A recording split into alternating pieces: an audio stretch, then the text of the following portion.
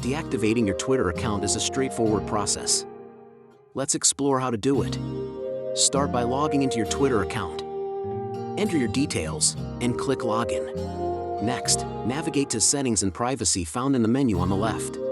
Scroll down and find the Your Account section. Here, click on Deactivate your account. Twitter will prompt you with information. Read it carefully before confirming your choice. Finally, confirm your decision by clicking Yes, Deactivate. Your account will be temporarily suspended. Your account is deactivated but not permanently deleted. All your data remains intact. You can reactivate your account anytime by logging back in. It's that simple. Enjoy your break from Twitter while knowing your account is safe and secure. When you're ready to return, Twitter will be just as you left it, ready for your next tweet. Remember, deactivating doesn't mean deleting. Your content is safe. Thank you for watching. Happy tweeting when you come back.